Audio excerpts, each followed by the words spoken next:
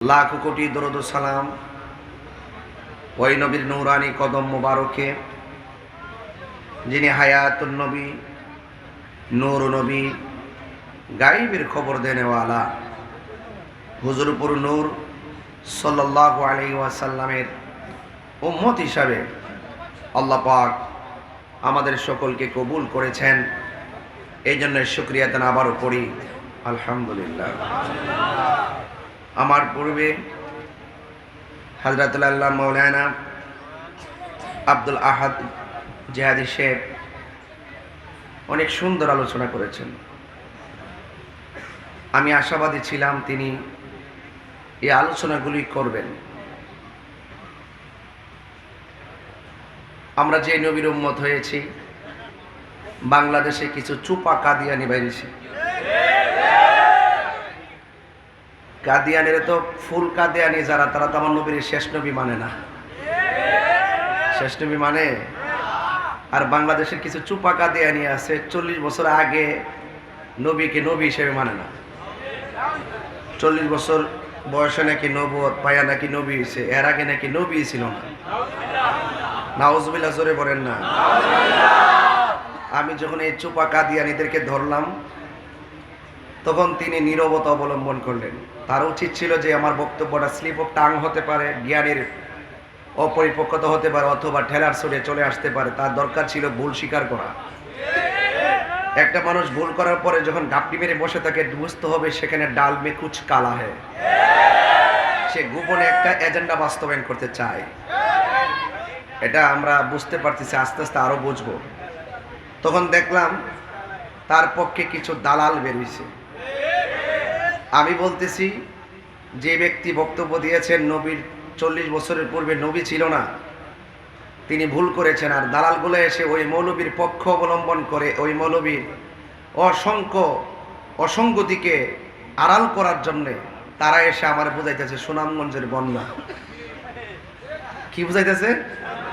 সুনামগঞ্জের বন্যা আর 1000 লোকের কর্মসংস্থান। আরে বাবা, 1000 লোকের কর্মসংস্থান দিয়ে কি হবে?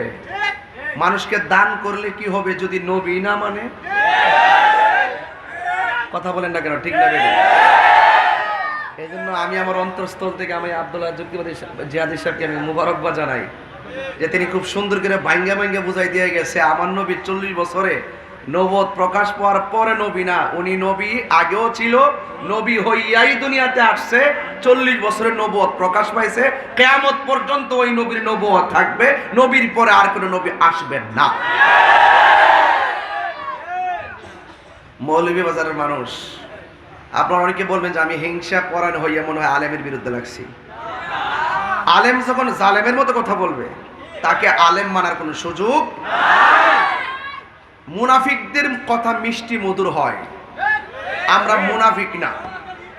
আমরা কি না? মুনাফিক না। আমরা ঘরের ভিতরে লাইভ অনুষ্ঠানে যে কথা বলবো, 1000 লোকের সামনে মাঠে এসে সেই কথাই বলবো। আমাকে বিষয় দিয়েছেন কবর এবং হাসর নিয়ে আলোচনা করার জন্য। আমি এই বিষয়গুলো নিয়ে আলোচনা করব। এই পৃথিবীর সবকিছু সৃষ্টি হয়েছে আমার নবী পাকের সৃষ্টির উসিলা। ঠিক কিনা বলেন?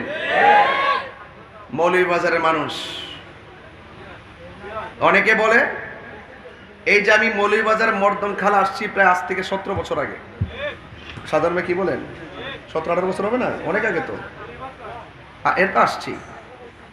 এত বছর আগে যখন আসছি, তখনই একজন বক্তা ওই মাহফিলে বলছিল আমার নবী কুফুরী পিতামাতার জাহান্নামী এবং নবীর পিতামাতা কুফুরী অবস্থায় ইন্তিকাল করছে। 17 বছর আগে ওই পপুলার মৌলবীকে আমি সারি নাই। আর তারা ওয়াজ আইসা আমি নাকি বলে ভাইরাল হইছি চা খাওয়ার কথা ভেয়া, আমি নাকি বুঝলে বুঝপাতা না বুঝলে তেজপাতা দেওয়া ভাইরাল হইছি।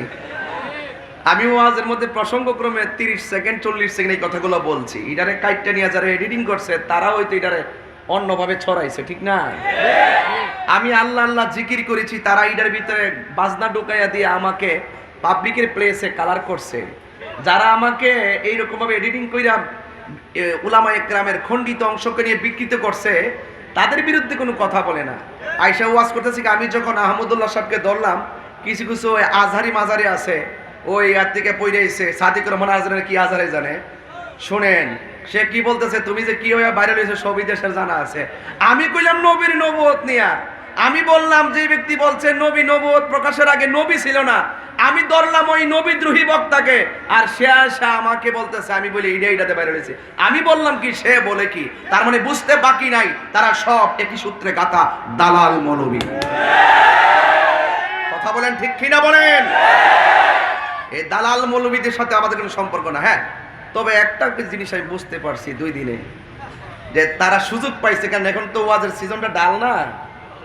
এখন ওই মসজিদের মেয়েরা জুম্মা সার ওই রাত্রে 2টা-3টার পরে অনেকগুলা বুম বাইনা ক্যামেরা একটু লাগা, ওই অনেকগুলা কিনে আনছে এরকম 20-25টা আর না, এইভাবে মসজিদের ভিতরে লাগায় সবাই যখন ঘুমায় জায়গা এনে বয়া বয়া নিজে প্রশ্নটি লয়া ওই আমার নাম উল্লেখ করে ভিডিও বানায় সারে ভাইরাল হওয়ার জন্য।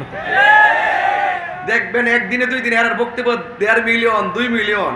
ওই যে তাহিরি বাবার কথা আছে কইছে, আল্লাহ ভাইরাল হইছে। আরে বাবা, তোরা তো আমার নামটা পাইলে জিয়াউল রোজ বাবা, আমার নাম নিয়ে বক্তব্য দিলে তো নিজেরা ভাইরাল হয়, নিজেরা ইউটিউবের ধান্দা করে, কথা কন ঠিক না বেঠে? তো সুতরাং আমরা ওই সমস্ত মৌলবীদের সাথে নাই যারা আমার নবীকে 1 সেকেন্ডের জন্য অস্বীকার করে। হাত তুলে বলেন ঠিক কি না বলেন? তাদের সাথে আমাদের কোনো সম্পর্ক। আমার নবী কবরে শরীরে থাকার ক্ষমতা আছে না নাই? আমার নবী এখনো রওজা মুবারক উম্মতি করে কি করে না? দুনিয়াতে আসার আগে নবী ছিল কি ছিল না? মা আমিনার মাসতিকে প্রকাশিত হওয়ার পর শুভ আগমনের পর নবী হয়ে আসছে কিনা? এবং 40 বছর নবুয়ত প্রকাশের পর নবী আছে কিনা? কিয়ামত পর্যন্ত থাকবে কিনা? জান্নাতে যেই নবী সর্বপ্রথম ঢুকবে সেই নবী আমার নবী। ওই নবীর সঙ্গে বিরোধিতা করে কবরে গেলে শান্তি পাওয়া যাবে না। এই জন্য আল্লাহ কোরআনে বলছেন। আরেকটা কথা, ছোট কথা বলি, পরে পারবো না, এই জন্য বলে ফেলতেছি। আমি বলছিলাম 24 ঘন্টার ভিতর আলটিমেটাম দিচ্ছিলাম মামলার জন্য। আমাকে কওমি ঘরানার একজন আলেম আমার সাথে কথা হয়েছে, উনি বলছে যে তাহির সাহেব আপনি মামলা যায়েন না, আমার সাথে ওনার দেখা হবে কালকে সকালে, আমি ওনাকে বলবো বিষয়টা। আমি বলছি ঠিক আছে আপনি তাইলে বলেন, আমি আর গেলাম না। তবে উনি যদি ভুল স্বীকার করে তাহলে আমি প্রয়োজন ওনাকে সেলুট দিব। আর উনি যদি ওনার বক্তব্যের উপরে ইস্তেকামাত থাকে, উনি যে বক্তব্য দিয়েছেন নবীজি 40 বছর পর নবুয়ত প্রকাশের পূর্বে নবী ছিল না, যদি এই বক্তব্যের উপরে তিনি ইস্তেকামাত থাকে, তাহলে আমি ওনার সাথে আমি দালিলিক লড়াই হোক আর আইনি লড়াই হোক আমি করব। কারণ তার কাছ থেকে জাতিকে সতর্ক করা উচিত। কথা বলেন ঠিক কিনা? তবে আরেকটা ধন্যবাদ দিতেছি চাচারা, ওই মুরব্বীরা বাবারা, আরেকটা ধন্যবাদ দেই কওমি ঘরানার একজন আলেম জুনাইদ আল হাবিব সাহেব। মানে ওনার বক্তব্য আমার অনেক ভালো লাগছে। উনিও বলেছেন যে আমার নবীজিকে প্রশ্ন করা হয়েছে মাতা ওয়াজাবাত লাকান নবুওয়াত, হে নবী কখন থেকে আপনি নবী ছিলেন? আমার রাসূল বলছেন কুনতিয়া ওয়া আদামু বাইনা রূহি ওয়াল জাসাদ, কুনতু নাবিয়্যা ওয়া আদামু বাইনা রূহি ওয়াল জাসাদ। আদম যখন রূহে এবং শরীরের মাঝামাঝি, তখনও আমি আল্লাহর কাছে নবী হিসাবে ছিলাম। তো নবীরে প্রশ্ন করছে দুনিয়ায় প্রশ্ন করার পর নবী কি বলছে? কুনতু, আমি ছিলাম নাবিয়ান। নবী বলেন যে আমি নবী ছিলাম, আর এই মৌলবী বলে যে নবী ছিলেন না। তার মানে তার বক্তব্য সরাসরি নবীর বক্তব্যের বিরুদ্ধে। কথা বলেন ঠিক না বেঠিক? আমি জুনাইদ আল হাবিব সাহেবকে আমার অন্তরস্থল থেকে মোবারকবাদ জানাই যে আপনি একটি ঈমানি যুদ্ধে অংশগ্রহণ করেছেন। কথা বলেন ঠিক না বেঠিক? এইভাবে আমাদের উচিত যুগে যুগে যখনই কোনো নবী বিদ্বেষী নবীর বিরুদ্ধে কথা বলবে তাদের বিরুদ্ধে রুখে দাঁড়াতে হবে। আবার কিছু কিছু লোক আছে তারা বলে যে আহমদুল্লাহ সাহেব আমার সাথে কথা বলবে কেন, তিনি তো অনেক যোগ্য। আরে বাবা, যিনি নবীর বিরুদ্ধে কথা বলে তিনি যোগ্য হয়ে কিভাবে আমার বুঝে আসে না। সার্টিফিকেট থাকলে কি বড় হুজুর হয়? নবী থাকতে হয়। কথা কোন ঠিক না বেডে?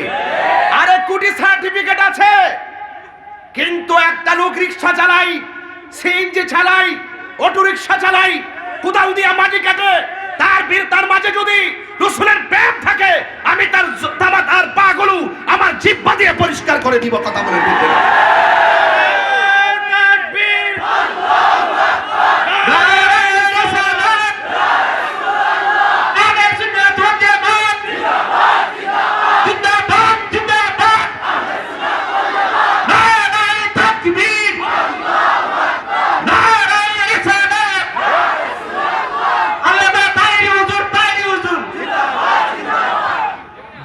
অযোগ্য প্রমাণ হয়।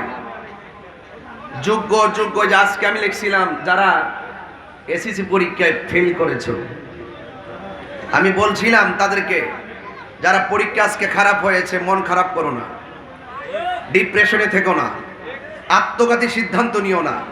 মনে রেখো পরীক্ষার রেজাল্ট একটা কাগজের টুকরা, আর তুমি হলো তোমার মা বাবার কলিজার টুকরা।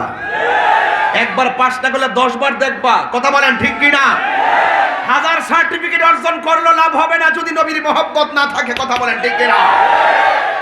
ওই প্রেম হৃদয়ে ধারণ করো, যে প্রেমের দ্বারা যে সার্টিফিকেট নিয়ে কবরে গেলে কবরে আল্লাহ পাক জান্নাতের গালিচা বিছাইয়া দিবে।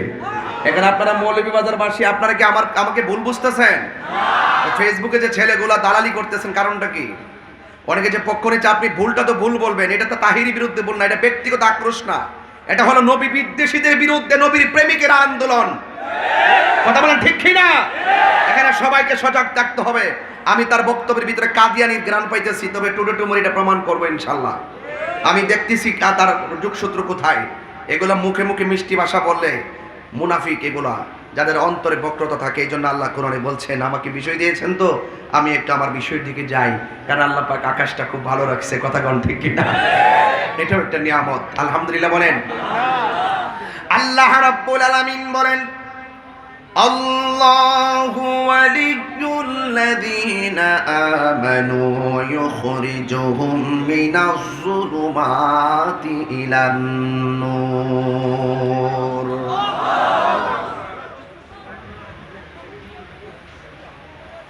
আল্লাহ রাব্বুল আলামিন বলেন,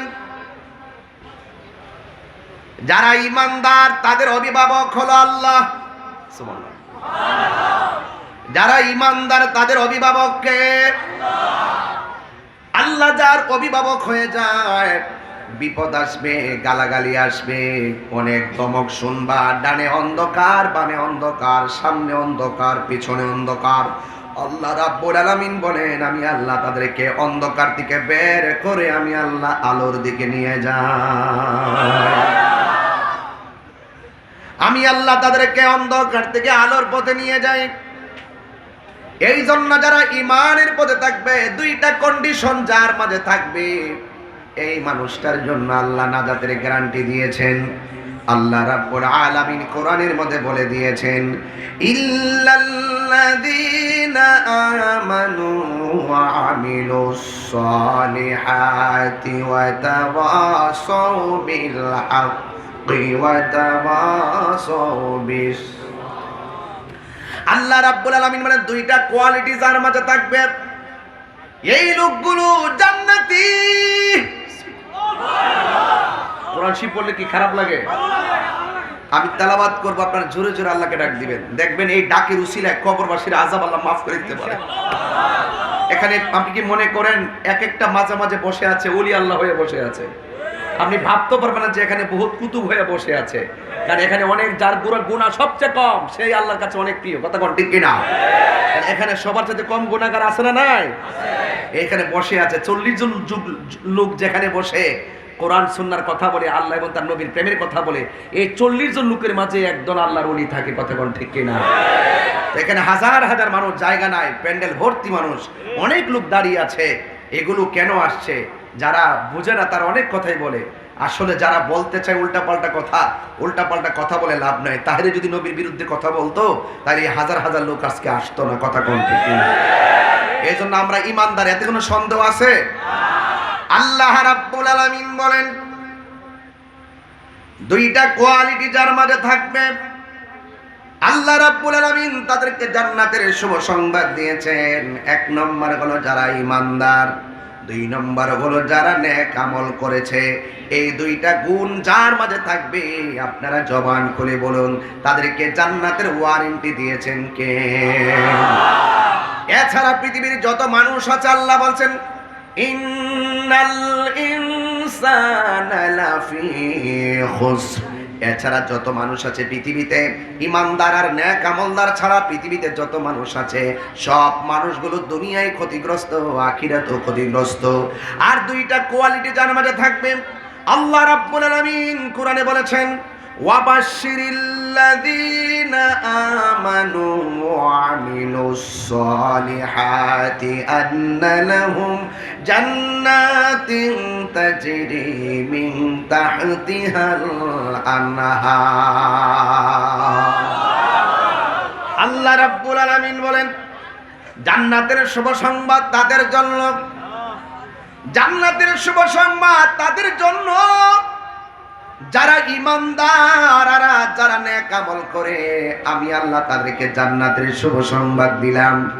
আর ওই জান্নাতটা এমন একটা জান্নাত যে জান্নাতের নিচ দিয়া নহরগুলো প্রবাহিত। এই জন্য আমার যুবক ভাইয়েরা, আল্লাহ রাব্বুল আলামিন কোরআনে অসংখ্য জায়গায় বান্দাদেরকে সতর্ক করে বলে দিয়েছেন, ও বান্দারা তোমরা গোপনে গোপনে যা করো আমি জানি।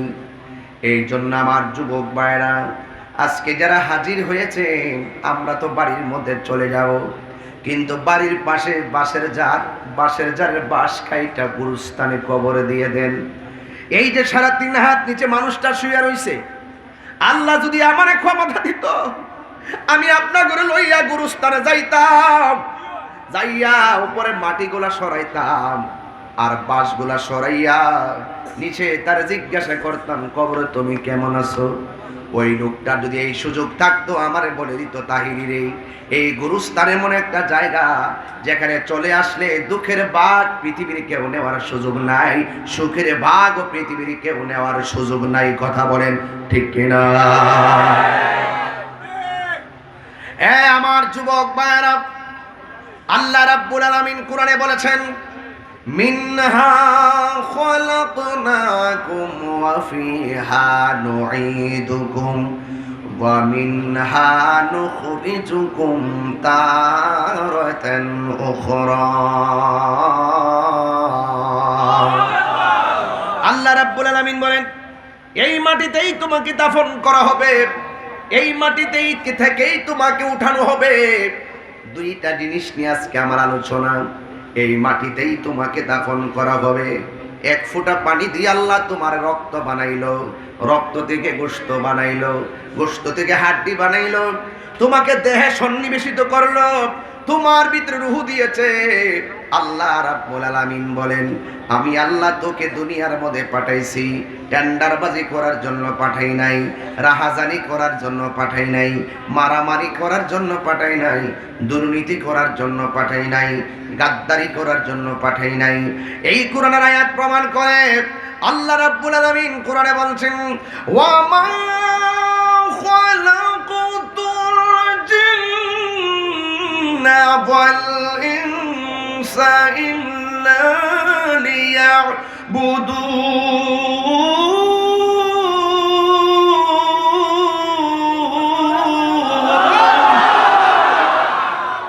আল্লাহ রাব্বুল আলামিন বলেন, আমি মানুষ এবং জিন জাতিকে সৃষ্টি করেছি একমাত্র আমি আল্লাহর গোলামি করার জন্য। পচা বীজ চিনেন আপনারা? পচা বীজ মাটিতে লাগালে গাছ ওঠে না, ভালো বীজ লাগালে গাছের আশা করা যায়। পচা বীজ মাটিতে লাগালে গাছ ওঠে না। ইন্নাকা লা তাজনি মিনাশ শাওকিল ইনাব, আঙ্গুরের গাছ থেকে কাঁঠালের আশা করা যায় না। মাটির উপরে থাইকা সুদ খাইয়া,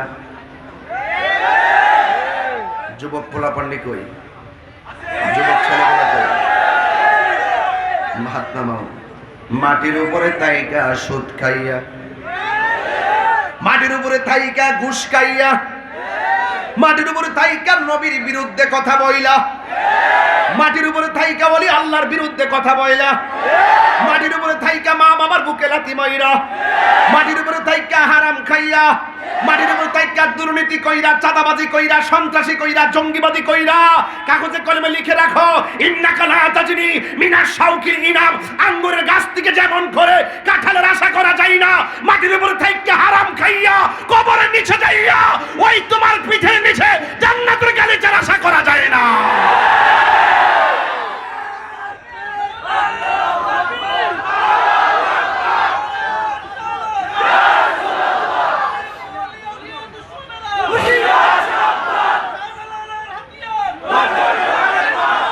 কথা বলেন ঠিক কিনা?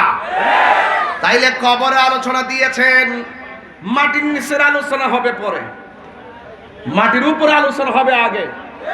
কারণ উপরে ঠিকঠাক থাকলেই কবরে গেলে জান্নাতের গালিচা পাওয়া যাবে। আর উপরের 2 নম্বরই কইরা ওই বিছানাতে শুইয়া যায়, যখন জবান বন্ধ হয়ে যায় মসজিদের হুজুরের না কানের কাছে কও আমি তওবা করতেছি, যে কাজ হবে না, কাজ হবে না। ফেরাউন না সারা জীবন নাফরমানি করছে, যখন নীলনদী ডিব্বা জায়গা কও আল্লাহ তুমি আমার রব, জিব্রাইলে ইচ্ছা মতো ফানা দিয়ে ডুবাইছে। কথা কোন ঠিক নেবে ঠিক?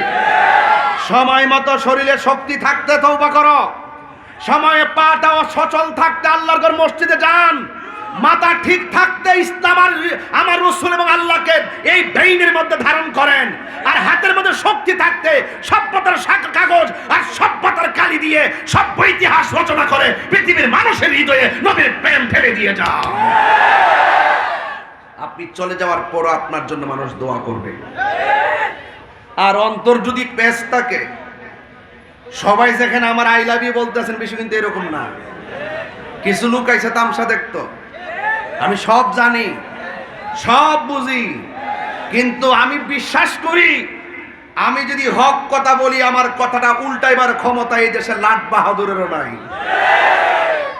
তাহিরি যখন ধরবে চিন্তা ভাবনা করে কাউরে ধরে, খুব জায়গা মতো ধরে, ইমানে আলোচনায় কাউকে ছাড় নাই। কথা কোন ঠিক কিনা? বেঈমানি করলে অ্যাকশন টু অ্যাকশন হবে। কথা বলেন ঠিক কিনা? এখনো সময় আছে, মাপ সাপ ছায়া সুযোগ হয়ে যাও গা। হ্যাঁ ভাইরা আমার, এবার আসুন একটু সামনে বাড়ি। দিল যদি ঠিক থাকে, দিলটা যদি ঠিক থাকে, কবরে যাওয়ার পর আপনার লাশের মধ্যে পচন ধরবে না। আর দিলটা যদি ঠিক না থাকে, কবরে যাওয়ার পর বাস পচার আগে আপনার লাশ পচে যাবে।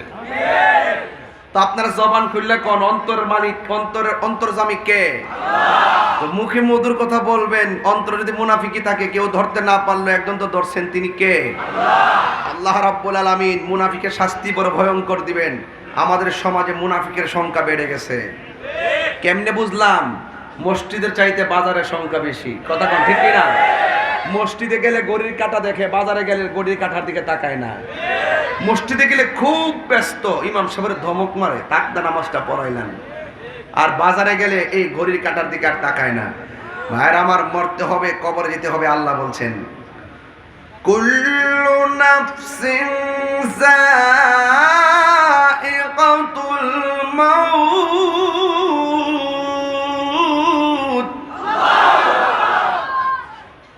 সব প্রাণীকে মৃত্যুর স্বাদ গ্রহণ করতে হবে।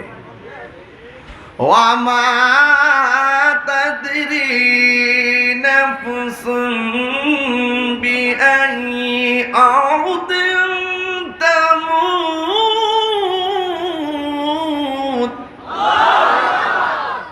তুমি তো জানো না কোন জায়গায় তোমার কাছে আজরাইল আসবে। যেখানে তোমার মৃত্যু লেখা আছে সেখানেই তোমার কাছে আজরাইল আসবে, এতে কোনো সন্দেহ। আপনি কি মনে করেন যে কিয়ামত একবার ইসরাফিল আলাইহিস সালাম সিংহা ফু দিবে এটাই কিয়ামত? এটা হলো সমষ্টিগত কিয়ামত। সবচেয়ে বড় কিয়ামত হলো আজরাইল যখন তোমার রুহটারে হানা দিবে। সবচেয়ে বড় কিয়ামত যখন যার যার জানটাকে নেওয়ার জন্য আজরাইল আসবে।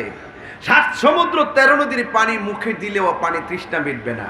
পৃথিবীর শ্রেষ্ঠ এক্সরে কিংবা অন্য কোনো মেশিন দিয়ে যত পরীক্ষা নিরীক্ষা করেন, আজরাইলে থাবা মারার সময় যে হাড্ডিগুলা ছুটে যাবে, কোনো অনুবীক্ষণ আর কোনো এক্সরে মেশিন দিয়ে তা ধরতে পারবে না।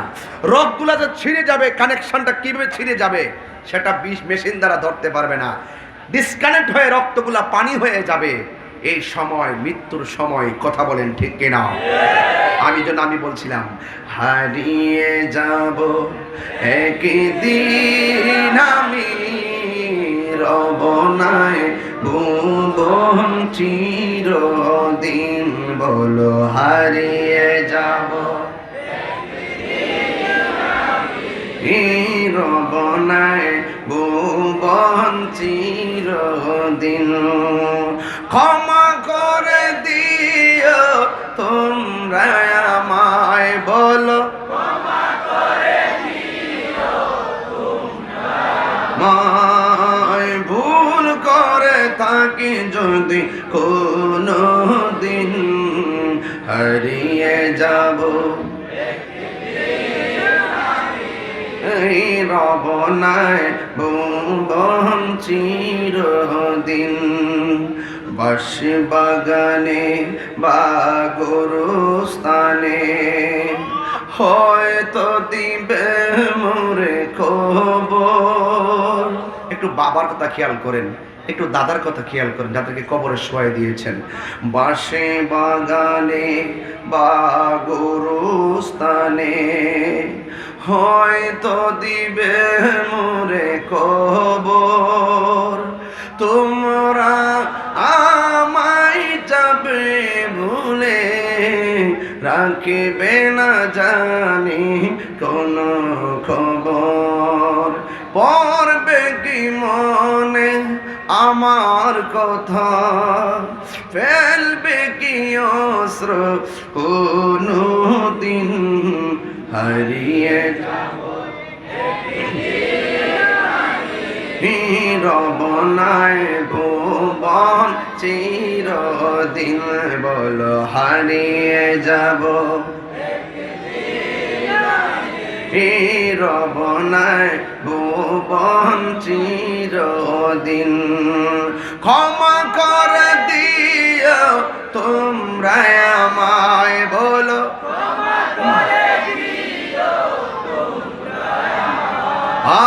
ভুল করে থাকি যদি কোনো দিন হারিয়ে যাব আর বনায় ভুবন চিরদিন। একটা জবান বন্ধ রাখবেন না, গজল গাইছি বলে মনে কষ্ট নেবেন না। যদিও আমি সঙ্গীত গেয়েছি, এই সঙ্গীতে অনেক বাস্তব কথা তুলে ধরেছি। ও বন্ধুরি কি দিয়া বোঝাবো, এত সুন্দর করে আল্লাহ জমিনটা বানাইছে আপনার জন্য, চলার জন্য। এত সুন্দর করে আসমানটা বানাইছে আপনাকে উপভোগ করার জন্য। ওই আসমানে একটা সূর্য, ওই সূর্য তোমার আলো দেয়।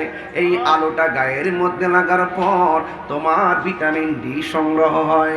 এ যুবকের দল, এত সুন্দর ওই সূর্যের আলো, ওই সূর্যের তাপে জমিনের ফসল ভালো হয়। এত সুন্দর আলো, যে আলোর মাধ্যমে আমাদের অনেক জৈবিক চাহিদা পূরণ হয়। এ বন্ধুরি রাতের বেলা এত সুন্দর চাঁদ আমাদেরকে কিরণ দেয়। এই চাঁদের ভিতরে ও যুবক কত সুন্দর আলো। এরপর কি সুন্দর যার বাতিগুলো দিয়ে আসমানটারে সুন্দর করেছেন। এ যুবক এই আসমানটা সাদা, সাদা আসমানের পরের আসমানটা লোহা দিয়া বানাইছে, আর পরের আসমানটা আল্লাহ তামা দিয়া বানাইছে, এরপরে আসমানটা আল্লাহ ইয়াকুত পাথর দিয়ে বানাইছে, এরপরে আসমানটা আমার আল্লাহ স্বর্ণ দিয়ে বানাইছে। একটা আসমান থেকে আরেকটা আসমানের দূরত্ব হলো 500 বছরের রাস্তা। আল্লাহ রাব্বুল আলামিন কোরআনের মধ্যে বলে দিয়েছেন, আল্লাযী খালাকা সাবআ সামাওয়াতিন তিবাকা। আল্লাহ রাব্বুল আলামিন বলেন, আমি আল্লাহ রাব্বুল আলামিন হলাম তিনি যিনি আসমানটার স্তরে স্তরে বানাইছি। তার মানে বোঝা গেল আসমানটা একটার সাথে আরেকটা লাগানো না। একটা আসমান থেকে আরেকটা আসমানে যাইতে 500 বছরের রাস্তা। এত ভারী আসমানটা আল্লাহ বানাইছে। এই আসমানটা এখানের ভিতরে আর কি আছে? 7টা আসমানের ফাঁকে ফাঁকে উপর আসমানে দেখতেছি সূর্য আছে, অথচ সূর্যটা কিন্তু প্রথম আকাশে না। এই সূর্য কিন্তু চতুর্থ আকাশ থেকে আলো দেয়। এক যুবকের দল, আমার চোখের সামনে সূর্য দেখা যায়, আর চোখের সামনে চাঁদ দেখা যায়। এই চাঁদের আড়ালেও আরো অনেক নক্ষত্র আছে। 1 নম্বর যদি দড়ি সূর্য আছে, 2 নম্বর যদি দড়ি চাঁদ আছে, 3 নম্বরে যদি দড়ি তারকা আছে, 4 নম্বরে দড়ি দড়ি ধূমকেতু আছে, 5 নম্বরে ছায়াপথ আছে, 6 নম্বরে উল্কাপিণ্ড আছে, 7 নম্বরে নিহারিকা আছে, 8 নম্বরে প্লুটো আছে, 9 নম্বরে ছায়াপথ আছে। এই রকম ভাবে অনেকগুলো নক্ষত্র গ্রহরাজি গ্যালাক্সি দিয়া আল্লাহ আসমানটারে বানাইছে। এই আসমানটা আমার আল্লাহ এত ভারী কইরা বানাইছে। এখন মনে করতেছেন আমি আপনাকে ওয়াজ শোনাইতেছি, না না, এটা ওয়াজ না, এটা আসলে ঘটনা না, এটা হলো চেতনার কথা। ঘটনা আর চেতনা এক জিনিস না। কিছু আছে মনে না রাখলে অসুবিধা নাই, কিছু আছে সময়ে সময় নাই, সব সময় মাথায় ঢুকায় রাখতে হয়। আল্লাহ রাব্বুল আলামিন বলেছেন ওয়া ইয়াতাফাক্কারুনা ফি খালকিস সামাওয়াতি ওয়াল আরদি, আসমান এবং জমিনের মধ্যে যা কিছু আছে সব কিছু নিয়ে তুমি গবেষণা করো। ওয়া হুয়াল্লাযী খালাকাস সামাওয়াতি ওয়াল আরদ, আল্লাহ রাব্বুল আলামিন আসমান এবং জমিনের রব। এই আসমান এবং জমিনটারে তিনি বানাইছে। এ বন্ধু, এত সুন্দর আসমানটারে বানাইলো, এত সুন্দর আসমানটারে যে বানাইছে, এত ভারী একটা আসমান, কিন্তু এই আসমানের মাঝে একবার তাকায়া দেখেন, এই মৌলভী বাজারে এত সুন্দর করে একমাত্র এই যে সুন্দর করে পর্দাটা টানাইলেন, এই পাতলা একটা পর্দা টানাইতে কতগুলা বাঁশের ব্যবহার করলেন, কিন্তু আল্লাহ রাব্বুল আলামিন এত বড় আসমান, এত স্তরে স্তরে 7টা আসমান বানাইলো, লোহা দিয়া, স্বর্ণ দিয়া, তামা দিয়া, ইয়াকুত পাথর দিয়া, এত ভারী আসমান। তাকায়া দেখেন আমার আল্লাহ একটা খুঁটিরও ব্যবহার করে নাই। একবার কি মনে মনে ঢোকে না, ছোট্ট একটা বিল্ডিং বানামু, কত রড আর সিমেন্ট দিয়া পাইলিং দেয়, আল্লাহ রাব্বুল আলামিন একটা খুঁটির ব্যবহার করে নাই। যুবকের দল, উপরে যত নিয়ামত আছে মাটির নিচে তার চাইতে 1000 গুণ বেশি নিয়ামত ঢুকায়া রাখছে। সুবহানাল্লাহ না কেন? যুবকের দল, কি দিয়া ওয়াজ আপনাদের বোঝামো? আল্লাহ রাব্বুল আলামিন এত সুন্দর আসমান বানাইলো, আসলে ব্যাপার ওয়াজ কিন্তু আমার সেখানে না। এত মায়ার আসমানটা বানাইছে, এত মায়ার জমিনটা বানাইছে কেন? আসমানও মায়া, এই মায়ার চাইতে আরো বড় মায়া আছে। জমিনটা হলো আল্লাহর মায়া, এই মায়ার চাইতে আরো বড় মায়া আছে। এখন বলেন হুজুর কি মায়া? কই আসমানের জমিনের মাঝখানে যারা বসবাস করে, ও হুজুর এরা কারা? কই এরা হলো আল্লাহ রাব্বুল আলামিন বলছেন লাকাদ খালাকনাল ইনসানা ফি আহসানি তাকবীম।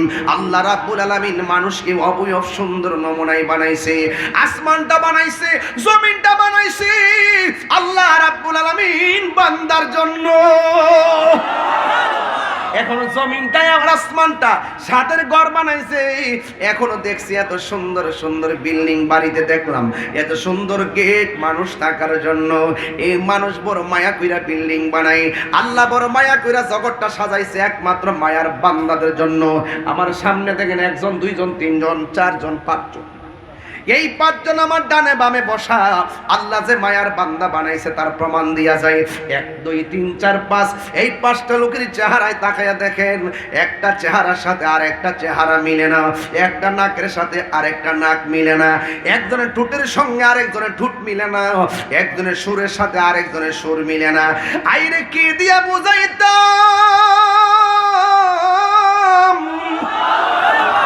আরে বাবা, হাসির কুরাক দিচ্ছি না, আমি কি দিয়া বুঝাইতাম? এই যে দেখেন একজনের কণ্ঠের সাথে আরেকটা কণ্ঠ মিলে না। আল্লাহ কোটি কোটি বাঁশি কেমনে বানাইলো, একজনের নাকের সঙ্গে আরেকটা নাক মিলে না। আল্লাহ রাব্বুল আলামিন বলেন খলাকতু বিয়াদাইয়া, আমি আল্লাহ আমার কুদরতি নিজের হাত দিয়া বান্দার চেহারাটাকে বানাইছি। এই মায়ার বান্দা বানাইয়া আল্লাহ কি একটা এলান করে দিছে।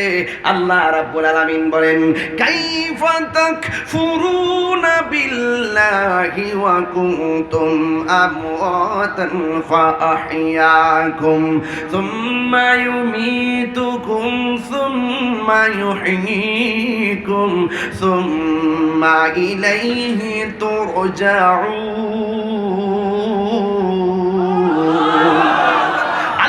সুন্দর করে মায়ার বান্দা বানাইয়া আল্লাহ কয় বান্দা তুমি কিভাবে আমি রবকে অস্বীকার করবে? তোমার তো আমি আল্লাহ বানাইছি, তুমি আমার কিভাবে অস্বীকার করবে? তোয়া কুনতুম আমওয়াতান, তুমি ছিলে নিষ্প্রাণ, ওয়াফা আহিয়াকুম, অতবার আমি আল্লাহ তোমারে জীবন দিয়েছি। জীবন দেওয়ার পরে কেউ এমপি, জীবন দেওয়ার পরে কেউ মন্ত্রী, জীবন দেওয়ার পর আজকে 4 জন মাহফিলের সভাপতি। কিন্তু আমার আল্লাহ বলেন জীবন দেওয়ার পরে কেউ তো টিনের ঘরের মালিক, জীবন দেওয়ার পরে কেউ সোনের ঘরের মালিক, জীবন দেওয়ার পরে কেউ বিল্ডিং এর মালিক। ও বান্দা, আমি আল্লাহ রাব্বুল আলামিন তোরে একটা থাবা দেওয়ামু, ওই থাবার নাম হলো মৃত্যু। আজকে অর্থমন্ত্রী, সাবেক অর্থমন্ত্রী সাইফুর রহমান সাহেব নিজেও জানতেন না, ঢাকা থেকে রওনা দিলে কিংবা বাড়ির থেকে রওনা দিলে ব্রাহ্মণবাড়িয়ার মতো জায়গায় ওই গাড়ি অ্যাক্সিডেন্ট করে তিনি লাশ হয়ে বাড়িতে অথচ তিনি নিজও জানেন না রে বাবা। এই জন্য কে কখন মারা যাবে অনেক মানুষ কি বলে জানেননি, কই বিদির যদি না যাইতো ফুলাটা ছাদের উপর থেকে পয়রা মরতো না। আমি বলছি বাবা তোমার আইডিয়া ভুল। ওখানে আল্লাহ মারবে এই জন্য বিশা লাগাইছে, ওখানে মারবে এই জন্য বিমানে উঠাইছে, ওখানে মারবে কনস্ট্রাকশনের কাজ হয়েছে, ওখানে মারবে ছাদের উপর উঠাইছে, ওখান থেকে পড়বে আজরাইল কই এখানে তোর মরণ লেখা আছে। একটা বাচ্চা পানির মধ্যে পড়ে মারা গেলে ওই মহিলারা দমক দিয়া কয় তুমি যদি ঘরে থাকতা বাচ্চারা পানি পড়ে মরতো না। আমি বললাম তুমি ভুল পথে আসো। ওই বাচ্চার মা বাজারে যাওয়া আর বাচ্চারা ঘর থেকে বের হওয়া, পুকুরের ঘাটে যাওয়া আর লাফ দিয়ে পড়ে যাওয়া, ওখান থেকে লাশ হয়ে বের হইয়া আজরাইলে কই এখানে তোমার মরণ লেখা আছে। ও আমার দুনিয়ার মা, বাচ্চা যদি পানিতে পড়ে মারা যায় বেশি দুঃখ কইরো না। আমার নবী বলে বাচ্চা যারা পানিতে পড়ে মারা যায়, পানিতে পইরা মারা গেলে আমার আল্লাহ রাব্বুল আলামিন তার মরণটাকে শহীদের খাতায় লেখা দেয়। এই বাচ্চাটা ছোটবেলা বাচ্চা মারা গেলে দুঃখ করবেন না, এই বাচ্চাটা হাসরের ময়দানে আপনার পক্ষে দাঁড়ায়া যাবে। এই জন্য ওয়াজটা শুধু ঘটনা নিয়ে আজকে কোনো ওয়াজ নাই, প্রত্যেকটা ওয়াজ হবে চেতনার কোট কোট করে কথা। এই জন্য যুবক আল্লাহ বলেন আমি তোমার সব দিয়েছি, আমি আল্লাহ তোরে থাবা দিমু, ওই থাবার নাম হলো মৃত্যু। আবার আল্লাহ রাব্বুল আলামিন বলেন শুধুমাত্র মরলে চলবে না, মনে কইরো না মরে গেলে সব শেষ। না না না না না না, মরে গেলে সব শেষ না, এই জীবন শেষ হইয়া যাবে। মরার পরে আমি আল্লাহ তোমারে ওয়াসুম্মাই হিকুম, অতঃপর আমি আল্লাহ তোরে আবারও জীবন দিব। এই জীবনের পরে আর মরণ হবে না। সুখী হলে সুখী, দুঃখী হলে দুঃখী। এই যে মুরব্বী বাবার দিনটা কেমনে চলে গেল, আমার বাবার দিনটা কেমনে চলে গেল। আমি গর্ব করে বলতেছি 17 বছর আগে শাহজাহান ভাই আমারে মর্দন খালানছে জীবনে প্রথম। আরে গর্ব করে বলতেছি, কিন্তু মনের মধ্যে চিপ মারতেছে, মনে হয় যেন ওই দিন আসলাম। আমার বয়স যদি থাকে 60 বছর, তাইলে আমার জীবন দিকে তো এই 41 বছর সময় চিরদিনের জন্য চলে গেছে। এই মুহূর্তে যে এইভাবে টান দেই, আর 10টা বছর পরে ভাই বাচ্চা থাকলে হাজার চেষ্টা করলো আমি পারবো না। কারণ ফুলের সৌরভ মানুষের গৌরব চিরদিন থাকে না। এই জন্য যদি আল্লাহ শরীরটা সুস্থ রাখে, সেজদা দিয়ে আল্লাহর কদমে পড়ে যান। আল্লাহ যদি আপনার ধন সম্পদ দেয়, সেজদা দিয়ে আল্লাহর কদমে পড়ে যান। আল্লাহ যদি আপনার সন্তান দেয়, সেজদা দিয়ে আল্লাহর কদমে পড়ে যান। আল্লাহ রাব্বুল আলামিনের কদমে যখন পড়ে যাবে, সৃষ্টি তোমার জীবনের শুরু নিয়ে টেনশন নাই, মাঝখান দিয়েও টেনশন নাই, কবর গেলেও টেনশন নাই। আমার নবী আপনার নবী বলেন ওই কবরে যাওয়ার পর মানুষ যখন কবরে যায়, আর মানুষ যখন আল্লাহর প্রেমে দিবানা পেয়ে যায়, রাসূলুল্লাহর আদর্শ যদি তার জীবনে বাস্তবায়ন করে, আমার আল্লাহ রাব্বুল আলামিন কবরে যাওয়ার পর তার বডির নিচে জান্নাতের বিছানা বিছায়া দে। আর বড় করে বলুন না সুবহানাল্লাহ। এই জন্য যুবক ভাইরা আমার, আল্লাহ রাব্বুল আলামিন কয় ইন্নাহু হুয়া ইউবদি ওয়া ইউঈদ, ওই নিশ্চয়ই আমি আল্লাহ তোর শুরুর মালিক, আমি আল্লাহ তোর শেষের মালিক, আমি আল্লাহ তোরে জীবন দিয়েছি, আমি আল্লাহ তোরে মরণ দিমু। এই জন্য এই মসজিদের ভিতরে অনেক এলান হয়েছে ইন্না লিল্লাহি ওয়া ইন্না ইলাইহি রাজিউন। এইভাবে মসজিদের মধ্যে এলান হয়েছে। যুবক ভাইরা আমার, এই দুনিয়া ছেড়ে তোমাকে আমাকে চলে যেতে হবে। এই কবরে যাওয়ার পরে আমার রাসূল আপনার রাসূল বলেন বেনামাজির জন্য কবরে 3টা শাস্তি অবধারিত। বেনামাজির জন্য 3টা শাস্তি অবধারিত।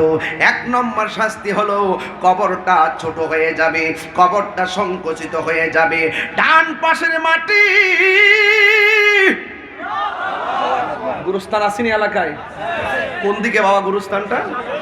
এই যে আমার সামনে গুরুস্থান, ডানে বামে কবর আছে তো? এক হাত ধরে একটা কবর, আরেক হাত ধরে আরেকটা কবর, দুই পাশে 2টা কবর, মাঝখানে মানিক মিয়ার কবর। কিন্তু মানিক মিয়ার কবরে সুখী কিনা দুঃখে আছে? পাশের কবরের মানুষটা সুখ নেওয়ার অধিকার নাই, দুঃখে থাকলে দুঃখের বাক নেওয়ার অধিকার নাই। কেবলমাত্র তোমার জীবন তোমার, তোমার মরণ তোমার, তোমার কবর তোমার, তোমার হাসরের হিসাব কেবলমাত্র তোমার। কথা কোন ঠিক কিনা? এই জন্য যুবক ভাইরা আল্লাহ রাব্বুল আলামিন বলেন এই বেন আল্লাহ রাব্বুল আলামিন বলেন নিশ্চয়ই আমি তোমাদের শুরুর মালিক শেষের মালিক। এই জন্য আমার নবী বলেন বেনামাজি হইয়া কবরে গেলে ডান পাশের মাটি বাম পাশের মাটি এমন জোরে তোমারে চাপা মারবে, এবার তোমারে যখন চাপা দিবে ডান পাশের হাড্ডিগুলি বাম পাশের হাড্ডির ভিতরে ঢুকে যাবে গো, আর বাম পাশের হাড্ডিগুলো ডান পাশের হাড্ডির ভিতরে ঢুকে যাবে। এই মাত্র মাটি চাপা মারবো, কবরে মানুষটা কইব আল্লাহ, আর আবার সবাই কন্যা আল্লাহ, তিনবার কোন আল্লাহ।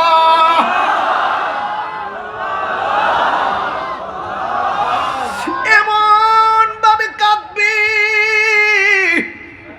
কিন্তু ঘরের পাশে কবর, কবরের পাশে বাড়ি, বাড়ির কেউ তার কবরের কান্নার আওয়াজ শুনবে না।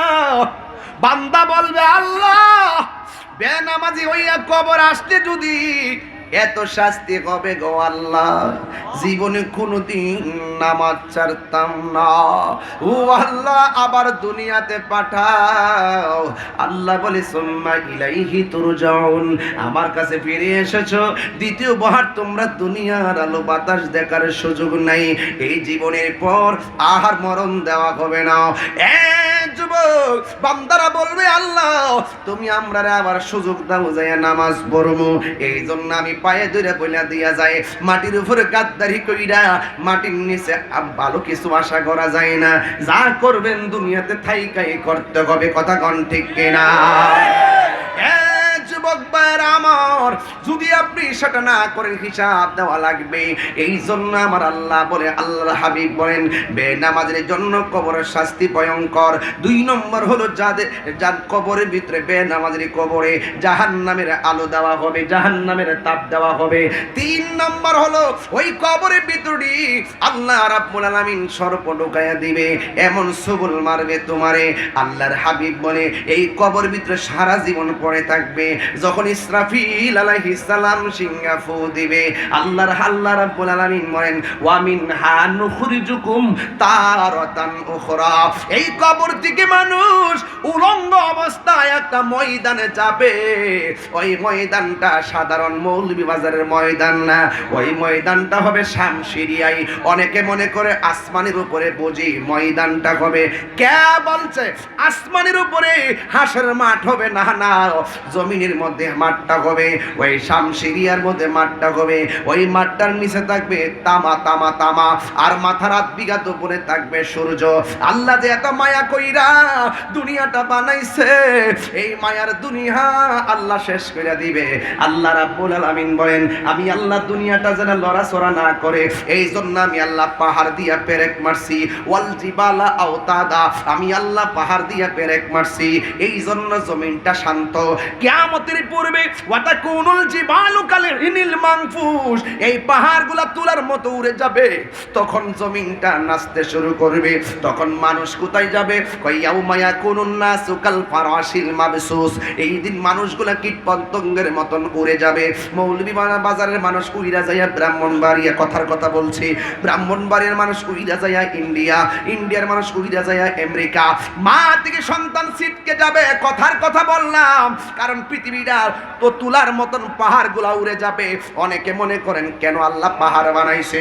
মদিনায় যখন গেছি, মদিনা থেকে বদরের দিকে যাব, ডাইনে দেখি শত শত পাহাড়, বামে দেখি শত শত পাহাড়। মনে মনে ভাবলাম আল্লাহ পাহাড়গুলো কেন বানাইছে? কোরআন খুঁজা দেখলাম এমনি বানায় নাই, এই পাহাড়গুলো দিয়ে জমিনটারে পেরেক মারছে, এই জন্য জমিনটা লড়ে না।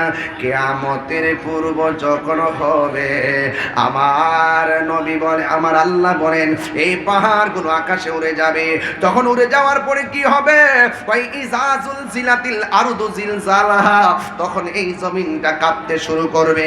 ও আখরাজাতিল আরদু আসকালাহা, জমিনের নিচে তেলের খনি, কয়লার খনি, স্বর্ণের খনি সবগুলো বের হয়ে যাবে। এমন একটা তাফালিং শুরু হবে, স্বর্ণের লোভ সেই দিন কেউ করার সুযোগ পাবে না। যে আমার স্বর্ণ আমি বস্তা বইরা রাখি, সবাই বলবে ইয়া নাফসি ইয়া নাফসি। কথা কোন ঠিক কিনা? আল্লাহু আকবার কোন না কেন? যুবক ভাইরা, সব মানুষ মানুষগুলো আকাশের দিকে উড়ে যাবে। আর এই দিক দিয়ে আল্লাহ বলেন ইজা জুলজিলাতিল আরদু জিলজালাহা, যখন জমিন তার কম্পনে প্রকম্পিত হবে। শুধু তাই নয়, আমার নবী আপনার নবী বলেন ওই দিন এমন ভাবে জমিনটা কাঁপবে, ওই কোন মহিলা পেটের মধ্যে 6 মাসের বাচ্চা থাকবে, কোন মহিলার 3 মাসের বাচ্চা থাকবে, কোন মহিলার পেটে 8 মাসের বাচ্চা থাকবে। ওই বাচ্চাগুলো পেট থেকে ডেলিভারি হয়ে যাবে। এমন ভাবে শরীর জমিনটা কাঁপাকাঁপি করবে, এমন ভাবে জমিনটা নাচানাচি করবে। বন্ধুরি আমার, এ যুব সব মানুষ দেখবে পাহাড় উড়ে যায় আর আসমানটা ভেঙ্গে ভেঙ্গে পড়ে, জমিনের সাগরের মধ্যে সুনামি উঠে যাবে। তখন সকল মানুষ বলবে ওয়াকালাল ইনসানু মালাহা, কি হইল কি হইল, আসমানটা কাঁপতেছে কেন, জমিনটা নাচতেছে কেন, এখনো কি বুঝো না কি হয়েছে? আল্লাহ রাব্বুল আলামিন কোরআনে বলেছেন কুল্লু মান আলাইহা ফান, সব কিছু ধ্বংস হয়ে যাবে। ওয়াজহু রাব্বিকা যুল জালালি ওয়াল ইকরাম, যিনি ছিলেন তিনি থাকবেন, তিনি আছেন।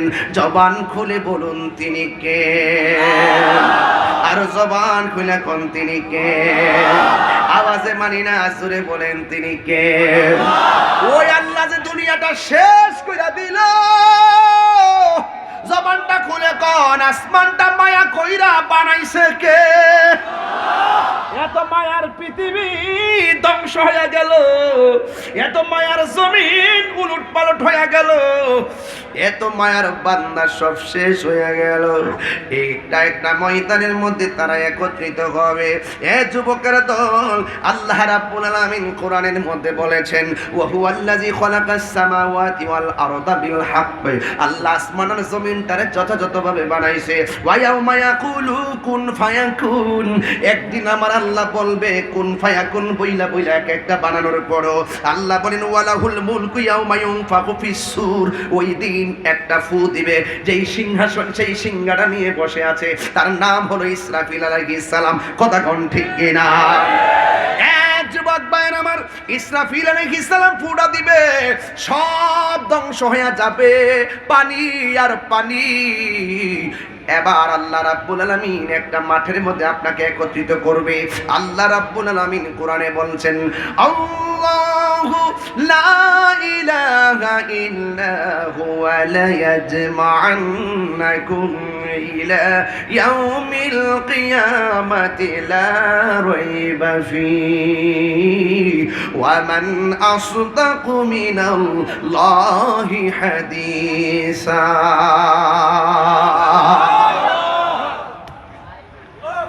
আমি কি কোরআন শরীফ বেশি পড়তেছি নাকি? আবার আমি কিন্তু কোরআন শরীফ পড়লো কিন্তু অর্থ বুঝাই যাইতেছি, অর্থটাকে আবার ঘটনার আলোকে বলতেছি, যেমনি যেমনি স্টেপ টু স্টেপ বলার চেষ্টা করতেছি।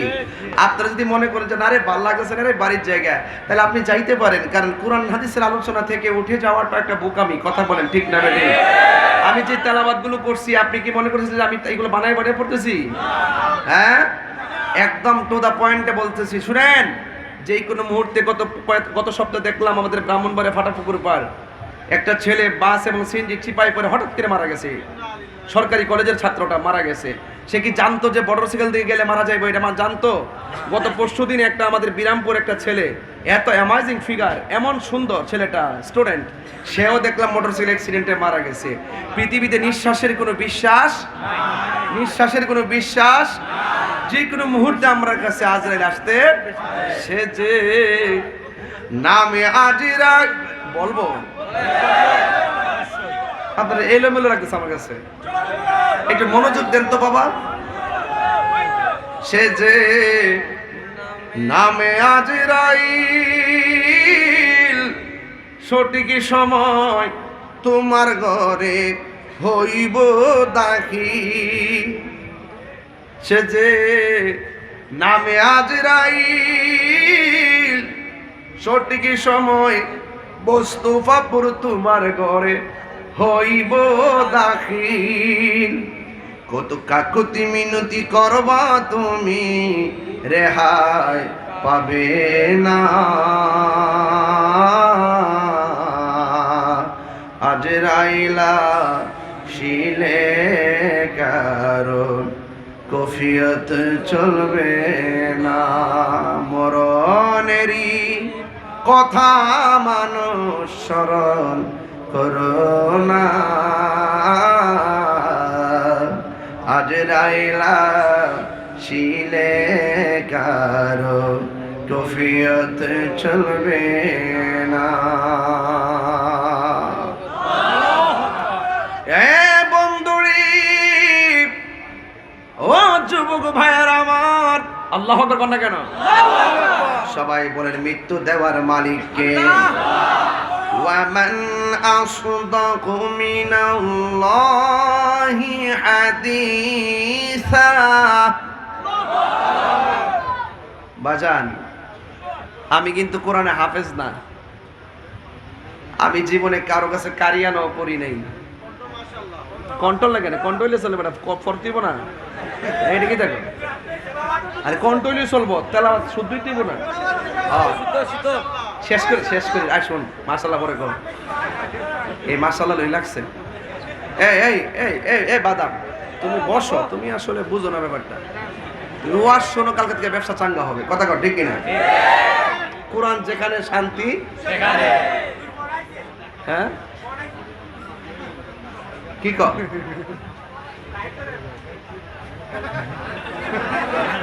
কি বলছো তুমি? বলো, আবার বলো। ফোন আইছে কি? আস্তে আস্তে আস্তে শোনো, যাই বলছো বলছো, কিন্তু এবার দম দো, এবার বন্ধ করো।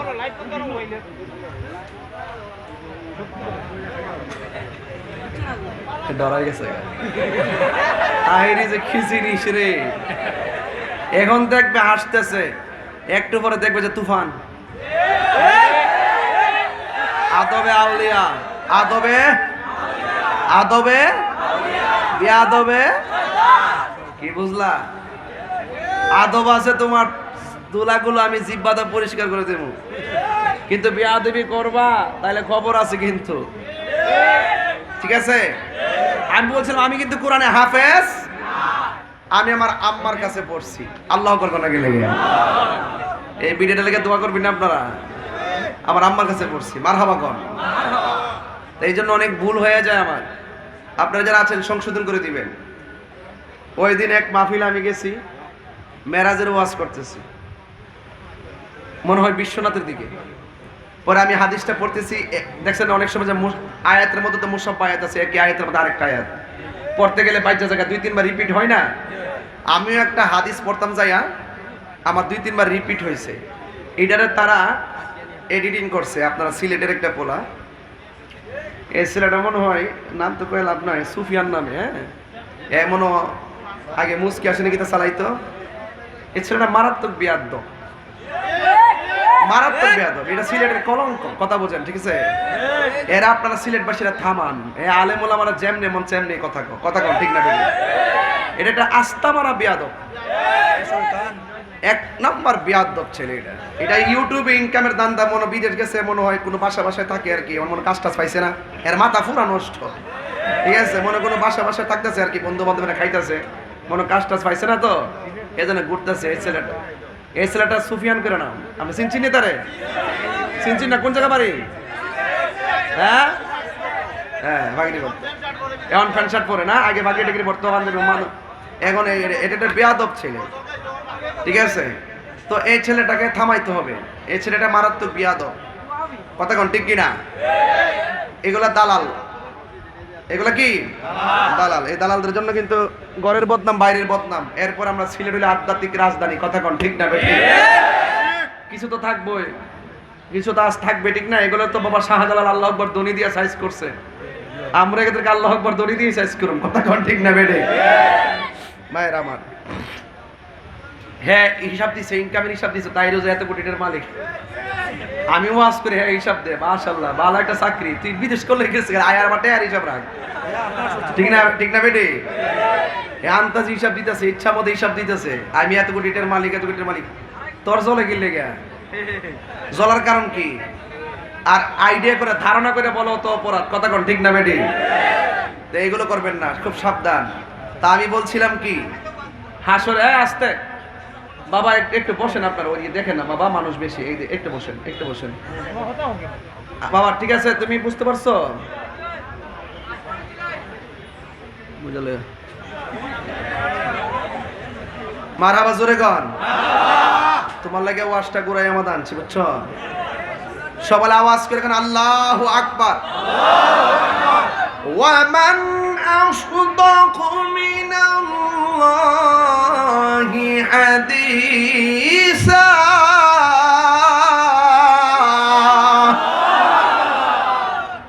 আল্লাহর চাইতে এত সত্যবাদী আর কে হতে পারে?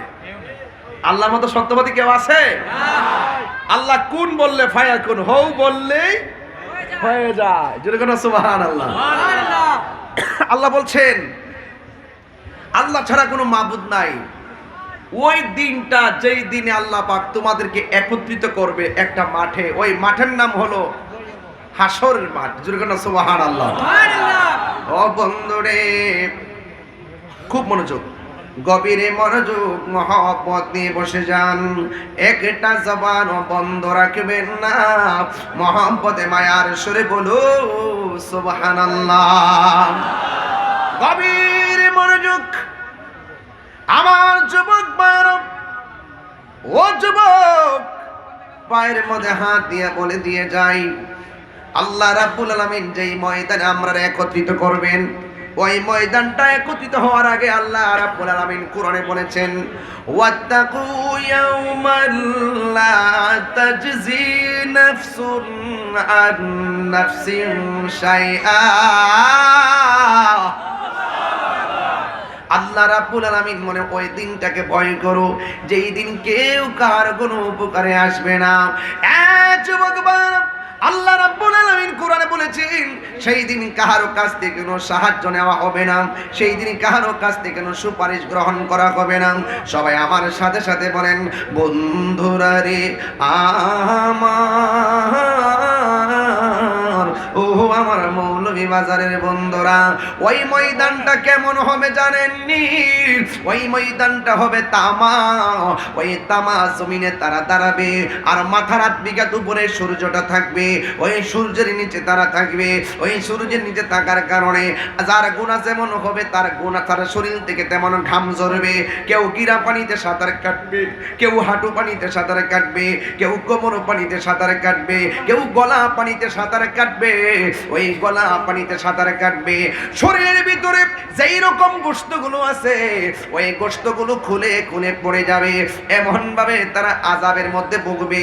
সবার জবানের ভিতরে শুধুমাত্র একটা আওয়াজ থাকবে, ইয়া নাফসি ইয়া নাফসি ইয়া নাফসি। সব নবীগণ বলবে ইয়া নাফসি।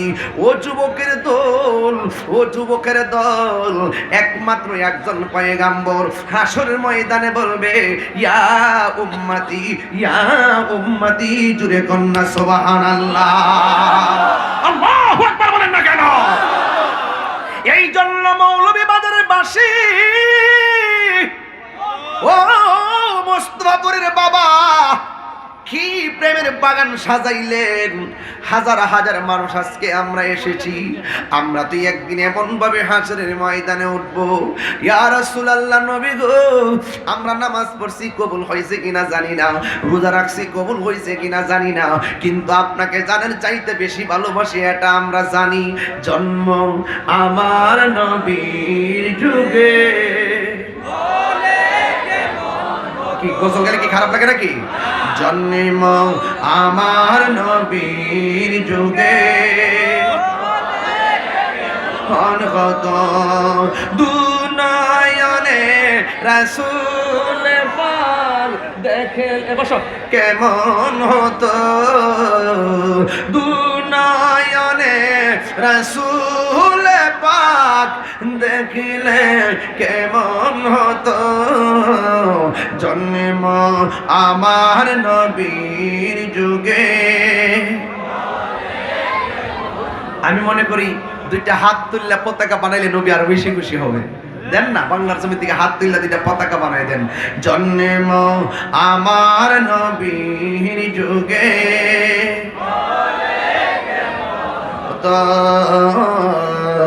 জন্ম আমার নবীর যুগে, দুনয়নে রাসূল পাক দেখলে কেমন হতো, দুনয়নে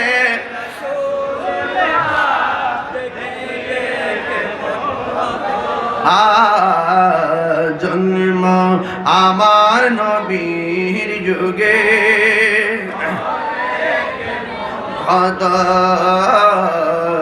জন্ম আমার নবীর যুগে।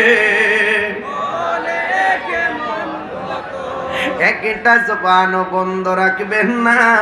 হাসরের ময়দানে আমার আল্লাহ রাব্বুল আলামিন হাবিব বলেন, কিছু কিছু মানুষের গায়ের সামনে সাপ থাকবে, সাপ, ওই সাপগুলো মুখের সামনে ফনা তুল্লা দাঁড়ায়া যাবে। এবার মানুষগুলা বলবে, সাপ রে, এমনি গরম পানির গরম, আবার কেন ঝাঁকে ঝাঁকে তোমরা আমার সামনে দাঁড়ায় গেছো? সাপে ডাক দিয়া কই, মুখটা হা কর। এবার মুখটা হা করবে, সাপের ডরে মুখটা হা করবে। এই মুখ দিয়া ডুইকা সাপগুলা পেটের ভিতরে চলে যাবে। এই পেটের ভিতরে যাইয়া এমন ভাবে সুবল দিবে, সাপের সুবলের কারণে এমন ব্যথা শুরু হয়ে যাবে। এবার আল্লাহর হাবিব ডাক দিয়া বলবে, আল্লাহ, এই সাপগুলো কোথায় থেকে আসলো? আল্লাহ ডাক দিয়া বলবে, বন্ধু, এই সাপগুলো কি জানেননি? যারা দুনিয়ার জমিনে সুদ খেয়েছে, যারা দুনিয়ার জমিনে ঘুষ খেয়েছে, ওই হারাম টাকাগুলো হাসরের ময়দানে সাপে পরিণত হয়ে গেছে। এই জন্য যুবক ভাইরা আমার, আমি প্রায় মাহফিলের মধ্যে বলি, 500 রুটে পয়সা নষ্ট, যুবক নষ্ট মদে, কুসমাজে গেরাম নষ্ট, খাদক নষ্ট সুদে। আপনি এলাকাতে সুদ কোন নাই একবারে। 500 রুটে পয়সা নষ্ট, আচ্ছা যা খাইলে খাইলে আজকে তওবা করে নিব। 500 রুটে পয়সা নষ্ট আছে নাকি? তা 500 রুটে আছে, 500 রুটে পয়সা নষ্ট, যুবক নষ্ট মদে, কুসমাজে গেরাম নষ্ট, খাদক নষ্ট সুদে, টাউনে গুইরা ছাত্র নষ্ট, কীটে নষ্ট ফুল, অতি মায়াই বধূ নষ্ট, দুলাই নষ্ট চুল রে, হেলাই হেলাই কার্য নষ্ট রে। যদি অনেকে কইবা আমি গান গাইছি, কিন্তু কথাটা সত্য, কথা কোন ঠিক কিনা? 500 রুটে পয়সা নষ্ট। সিলেটের মানুষ তো ফান খান বেশি, 500, আপনার সিলেটের মানুষ তো ফান খান বেশি। 500 রুটে পয়সা লাগে নিও, 500 রুটে পয়সা নষ্ট, যুবক নষ্ট মদে। মদ খাইলে যুবক কি ভালো থাকে না খারাপ হয়? বাংলাদেশের একজন শাইখ বলে, শাইখ সুখ সুখ, উনি কি কই জানেন? উনি কয়, ওনার একজন প্রশ্ন করছে যে মদ খাইলে শরীর নাপাক হয় কিনা। ওনারা প্রশ্ন করছে মদ খাইলে শরীর নাপাক হয় কিনা। উনি বলছে না, মদ খাইলে শরীর নাপাক হয় না। মদ খায়া নামাজে দাঁড়াই, যদি কে মদ খায় নেশাগ্রস্ত অবস্থায় হয়, নেশাগ্রস্ত অবস্থায় যদি হয়, তাইলে নামাজে দাঁড়াইতে পারবে না। কারণ আল্লাহ বলছে, লা তাকরাবুস সালাহ, তোমরা নেশাগ্রস্ত অবস্থায় নামাজের কাছে যাও না। এই হুজুরে ফতোয়া দিছে যে মদ খাওয়ার পরে যদি তার নেশা পাওয়া না যায়, তাহলে নামাজে দাঁড়াইতে পারবো। আচ্ছা, কতদিন মদ খাওয়া কি হারাম না হালাল? কথা কন। আমি কইলি তো আমার দোষ। এই ফতোয়ার দ্বারা, এই মাসালার দ্বারা কি সে মদকে প্রমোট করছে না? যে মদ খায়া যদি নেশা মাতাল না হয়, তাহলে নামাজে দাঁড়াইতে পারবো, অসুবিধা নাই। দেখেন, ফতোয়া দিতে এমন এক অবস্থা হয়েছে, যেটা কইটার উত্তর দে, জানলো উত্তর দে, না জানলো উত্তর দে। এইটা আমাদের দেশের সমস্যা, কথা কোন ঠিক না বেটে? যাক, এগুলো আস্তে আস্তে আমার কাছে সবই আছে। 1 নম্বর আসল শাইখ না জাল শাইখ, এগুলো আস্তে আস্তে জনগণ বুঝবে ইনশাল্লাহ। দর্শি যখন বুঝবে, আর দালাল গুলো থামবে, একদিন ওরাও বুঝবে, কথা কোন ঠিক না বেটে? তো এখন আমার নামে কিছু কইতাছে ভাইরাল হওয়ার জন্য, এটা আমি বুঝতেছি। কারণ সারাদিন বক্তব্য দিলে তো 10-12 জন হয় না, একটু নামটা লইলে, তাহিরি বাবার নামটা লইলে কিছু ভাইরাল টেরে ইনকাম, ইউটিউবের দান্দা করতে, কথা কোন ঠিক না বেটে? দেখ, এতে আমি বেজার না, আমার নামটা ব্যবহার কইরা চলতেছে, তো চলুক দে, কথা কোন ঠিক না বেটি? এই জন্য বলেন মদ খাওয়া কি হালাল না হারাম? নেশা হোক আর নেশা না, মাতাল হোক আর মাতাল না হোক, মদ খাওয়া কি হালাল না হারাম? আহা হা। জুয়া, কথা না, জুয়া, জুয়া লাভ হোক আর লস হোক, জুয়া, জুয়া কি হারাম। কথা ঠিক কি না? সুদ হারাম। এই জন্য বলছি সুদ বাবা যাই করেন আপনার বিরুদ্ধে আমি না, আমার হাসরের মাটির ওয়াজ দিচ্ছেন তো এর লেগে এখন একটু সাইজ করতেছি। আপনি যতই মুমিন হন, নামাজ পড়েন, আমি দেখি প্রায় সময় মসজিদের প্রথম কাতারে তাহে আবার সভাপতি হয়ে তাহে, আবার কমিটির সদস্য খবর লেয়া দিই সুদ কোন নাম্বার 1। এই হাত তুলে বলেন ঠিক কি না বলেন? একটা সুদখোর কোটি টাকার মালিক হতে পারে, মসজিদের সদস্য হওয়ার যোগ্যতা তারা না। তাকবীর, আল্লাহু আকবার, সালাত, ইয়া রাসূলুল্লাহ, জিন্দাবাদ জিন্দাবাদ জিন্দাবাদ, আল্লাহ প্রিয় ভাইরা জিন্দাবাদ। যুবক ভাইরা আমার,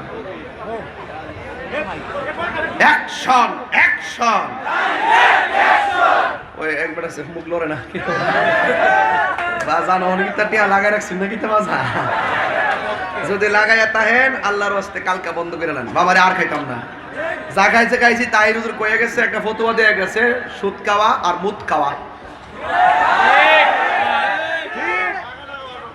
সুদ খাওয়া পায়খানা করছ না, মিলাই ছন্দ মিলাই করছ না, তুইও তার সিনেমা ওই মিলাই পছন্দ। সুদ খাওয়া আর মুদ খাওয়া সমান। এখন যা ওই খাইছেন, মনে করেন যে আজকে পর্যন্ত ব্যাংকে সুদের টেফুর হয়েছে, অন কালকে থেকে যাই তা সব বাদ দালাইবেন। যে আমরা তাই রোজের কইছে সুদের বেলে, সুদ খাওয়ার বেলে 70টা গুনাহ, সুদের বেলে হারস না একটু রাস না, সুদ খাওয়া বেলে 70টা গুনাহ। এর মধ্যে সর্বনিম্ন গুনাহ হইল নিজের মায়ের সঙ্গে জিনা করা। আপনি জানেন না কি এটা খাইবেন? এটা খাইবেন? তা আমি যে একটু কঠিন ভাষায় কথা বলছি, এটা আপনার লাগে অমঙ্গল না মঙ্গল? আমারে ভুল বুঝছেন না। আর আমি সুদ করে দিতে যে একটা ভাল লাগে বাজান, মন রাখো সুদ করে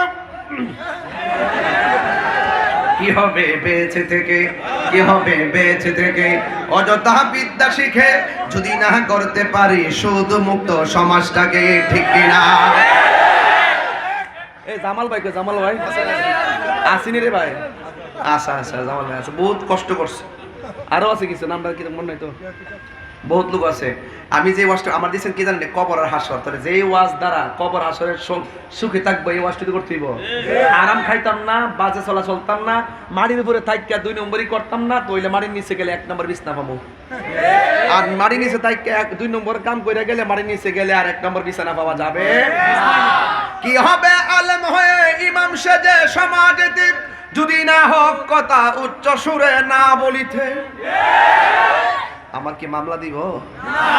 চাকরি বই করো যদি ছেড়ে দাওই না গদি, চাকরি বই করো যদি ছেড়ে দাওই না গদি, কি হবে ধোঁকা দিয়ে আল্লাহকে, কি হবে ধোঁকা দিয়ে আল্লাহকে, ঠিক কিনা? কি হবে বেঁচে থেকে, কি হবে বেঁচে থেকে, অযথা বিদ্যা শিখে যদি না করতে পারি শুধু মুক্ত সমাজটাকে, যদি না করতে পারি মাদক মুক্ত সমাজটাকে। কিরে বলাবান, মাগরিবের আগে কিন্তু বাবা খাই বসছ বাবা, পরে খায়া কিন্তু পাল চকলেট মুখে দিয়ে আইছ, কেউ যাতে ধরতে না পারে। কি হবে আকাশ চুয়া বিলাস বহল বাড়ি গাড়ি, না খেয়ে কত মানুষ পর পারে দিচ্ছে পারি, কতক্ষণ ঠিক কিনা? আজরাইল আসবে যবে মাটিতে পড়ে রবে, আজরাইল আসবে যবে মাটিতে পড়ে রবে, কোনো কাজে লাগবে না তোর বিল্ডিংটাকে। কি হবে বেঁচে থেকে, অযথা বিদ্যা শিখে যদি না করতে পারি শুধু মুক্ত সমাজটাকে, ঠিক কিনা? বাজান সুদ করে মুখ দিয়া সাপ ঢুকব আর গর্ত হয়ে যাবো ফেট গড়ের তলির মতন, এমন ভাবে খারিব ফেটলে 1 ইঞ্চি লড়তাতো না, খালি কানব হা হা।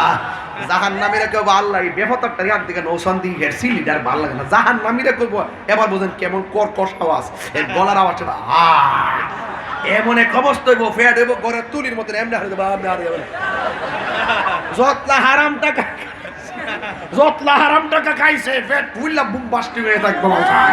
আরে এমন ভাবে সুবল দিব রে চিল্লি রে বাবা, এই চিল্লি কেউ গল হইতো না বাজান। আল্লাহর ওয়াস্তে হারাম খাওয়া চলবে না, বন্ধ। একবার হুজুর সুদের এত ওয়াজ করেন, ঘুষের ব্যাপারে কিছু কর না। ও ঘুষের ব্যাপারে কোয়ার দরকার, ওই রাসূল বলছেন আর রাশি ওয়াল মুরতাশি কিলাহুমা ফিন্নার, যে ঘুষ খাইবো আর যে ঘুষ দিব দুইটাই জাহান্নামের আগুনে জ্বলবো।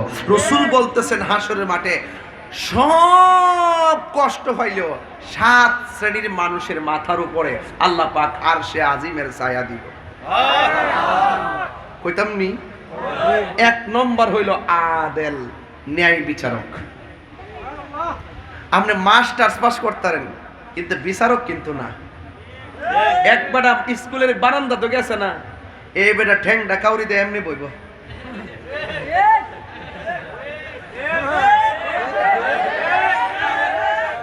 ঠিক আছে নিও।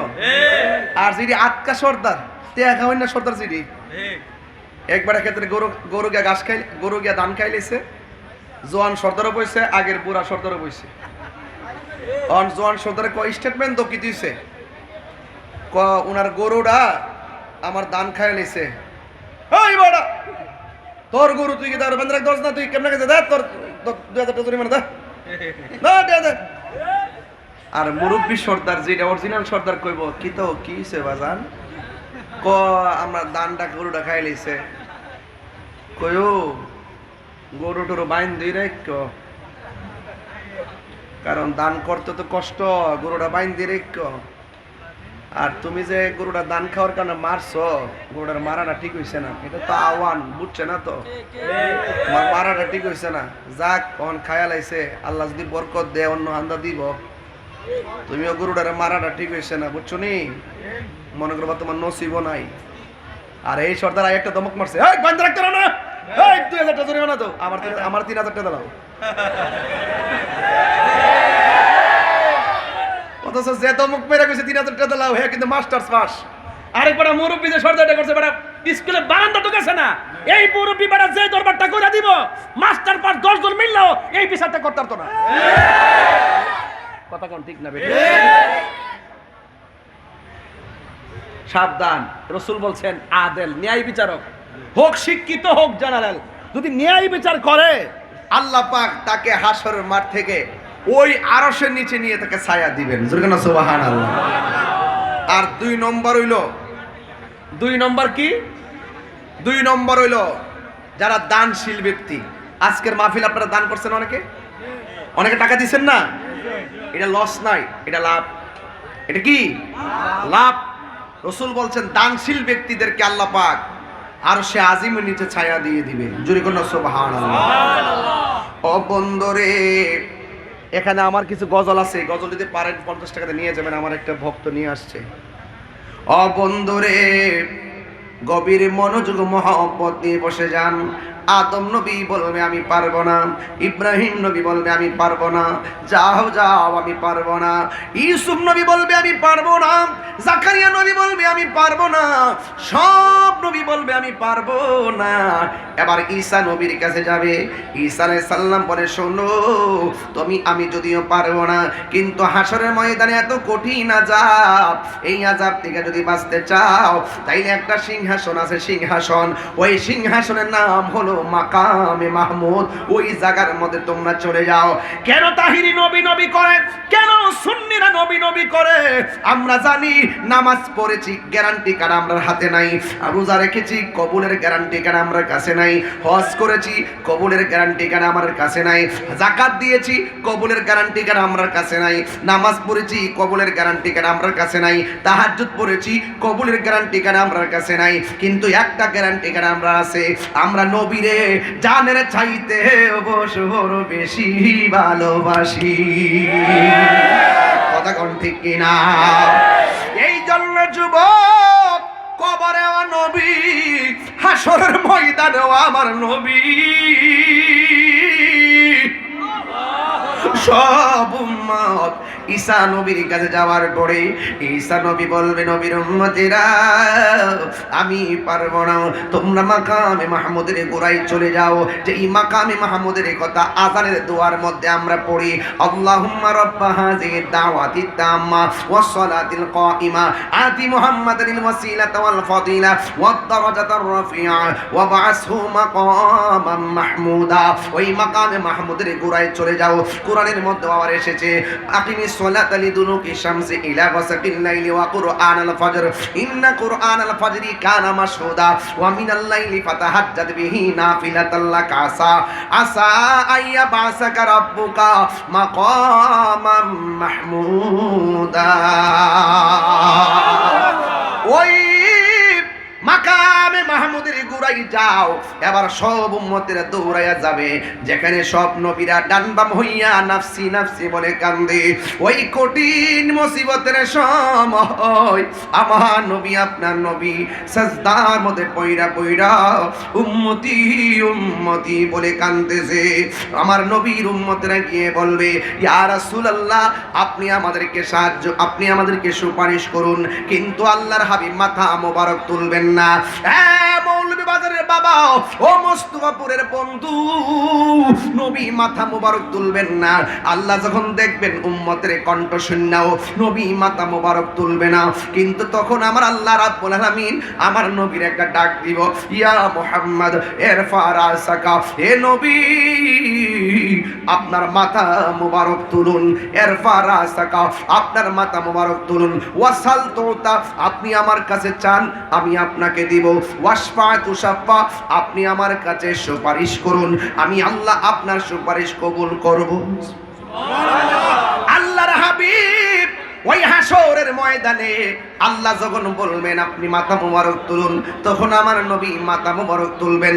তোলার পরে দেখবেন বাবা, এক শ্রেণীর মানুষের গায়ের ভিতরে জাহান্নামের শিকল দিয়া বাইন্ডিং করে রাখছে, জাহান্নামের আগুনের শিকল দিয়া বডির মধ্যে বেঁধে রাখা হয়েছে, আর আগুনে এমন ভাবে শরীরটারে পুরাইতাছে। এবার আমার নবী ডাক দিয়া বলে, ও আল্লাহ গো,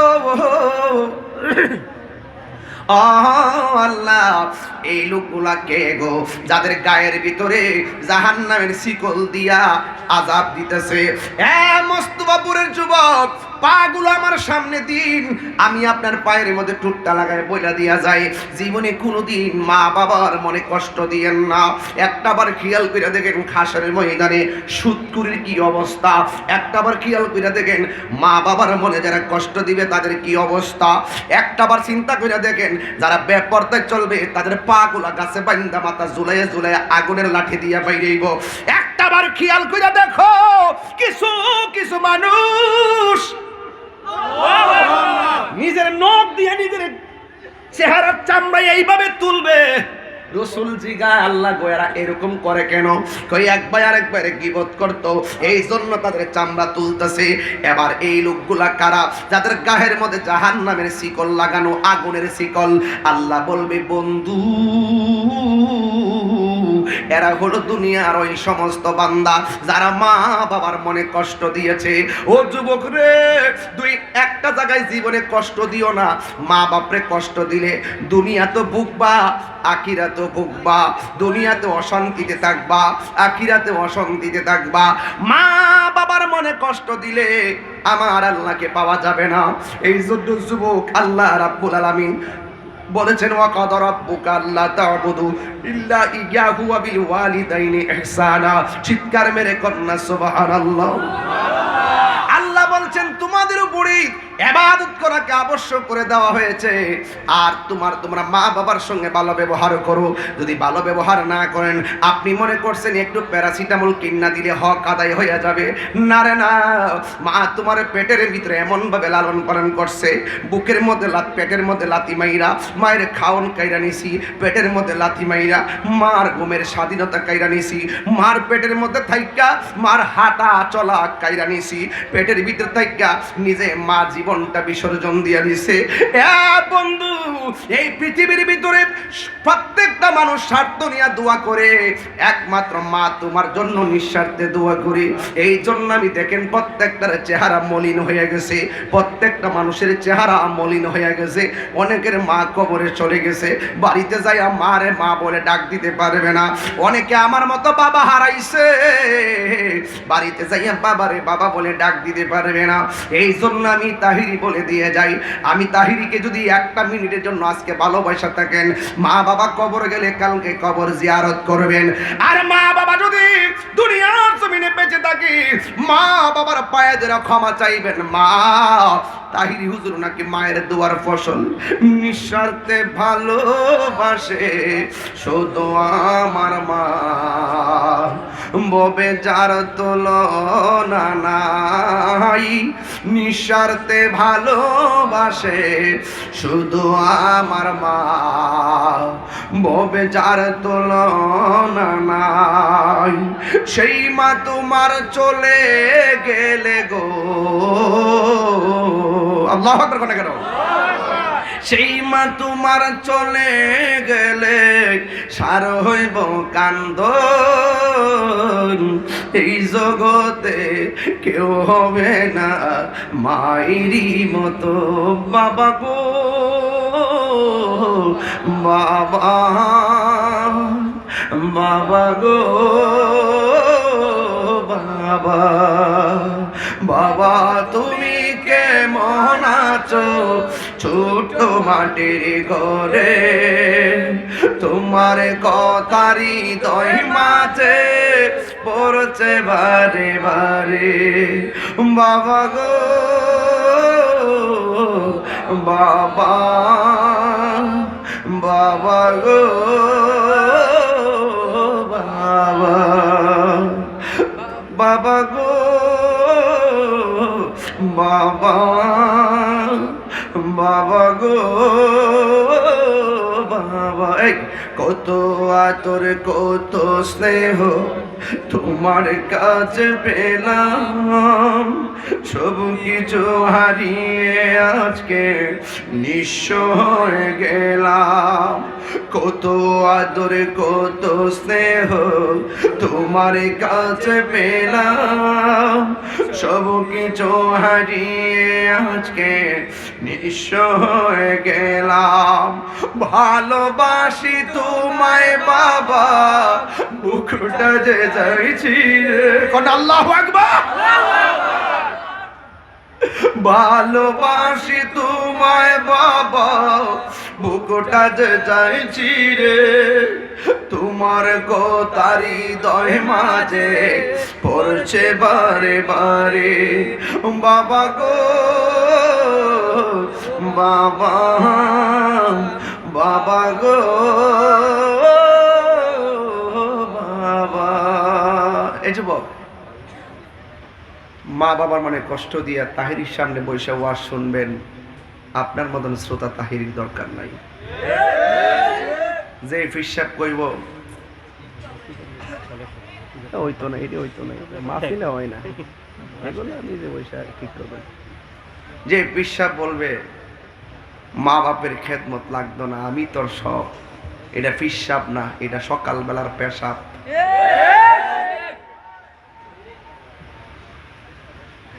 রাগ করলে করবো, ফিসাবগিরি আমার থাকলে দেখবো না, আমি অত ফিসাবগিরি করি না। কিছু মরিদান কি আমার আছে না? এই যে মারা গেছে আমাদের মুক্তিযোদ্ধা গনি মিয়া, আমার মুরিদ ছিল, সে তিনি গত বছর মারা গেছেন, 1 বছর হয়ে গেছে। আল্লাহ যেন তারে জান্নাতবাসী করে, আমিন কোন। আমার নাতিগুলা দেশ বিদেশে আছে, আল্লাহ যেন তাদের জানমাল আমানত রাখে, আমিন কোন। হ্যাঁ, পৃথিবীতে সবাই স্বার্থ নিয়ে দোয়া করব, কিন্তু মা বাপ কোনো স্বার্থ। এই বেচারাটা ঘরে আসেনি, ঘরটা আলোকিত, ঘরের মধ্যে কোনাডার মধ্যে লাঠিটা বর কইরা পড়ে রইছে, পাউডি গুছা হইয়া, ঘরটা আলোকিত। যেদিন এই মানুষটা থাকতো না সেদিন বুঝবা ঘরটা কত অন্ধকার। আমার বাপ গেছে, একটা সিদ্ধান্ত নিতে গেলে 3 বার ভুল হয়, আর বাপ যখন ছিল তখন আর সিদ্ধান্তে ভুল হয় নাই। এই জন্য মা বাবার মনে কষ্ট দিয়া তাহিরির কাছে মুরিদ হয়ে আব্বা আব্বা করবা, তোর মতন মুরিদ তাহির দরকার নাই। আজকে বহুত পোলাপান মাকে জিম্মি করে, বাবাকে জিম্মি করে মা বাপরে কষ্ট দেয়। চাকরি করে বিদেশ যাইবা, সুদের টাকা লাগাইয়া বিদেশ যাইবা, মা বাপরে কষ্ট দিয়া টাকা নেও, বিদেশ যাইয়া শান্তি পাইতা না। দরকার হয় সিএনজি চালাইবা, অটো চালাইবা, মুদিমালের দোকানে চাকরি কইরা 3 ভাই রুজি কইরা টেহা জমাইয়া 1 ভাই বিদেশ যাইবা, হালাল টাকা দিয়া যাইবা, দেখবা তোমার বিদেশ টাঙ্গা হয়ে যাবে। কথা কোন ঠিক নেই? আজকে শান্তি উঠে গেছে কেন? আমরা হালাল হারামের বেদ বিচার নাই। এই জন্য এবার কিছু কাজ করে দেন। ওয়াজ করছিলাম হাসরের মাঠে 7 শ্রেণীর মানুষকে আল্লাহ পাক আরশের নিচে ছায়া দিব। এর মধ্যে একটা হইলো যারা দানশীল, দান করলে আরশের নিচে ছায়া পাবেন। সময় না দিক আর 6টা কইলাম না। তবে আল্লাহর ঘর মসজিদে যে ব্যক্তি দান করে, আল্লাহ পাক তার জন্য জান্নাতে বাড়ি বানাইয়া দিয়েছে।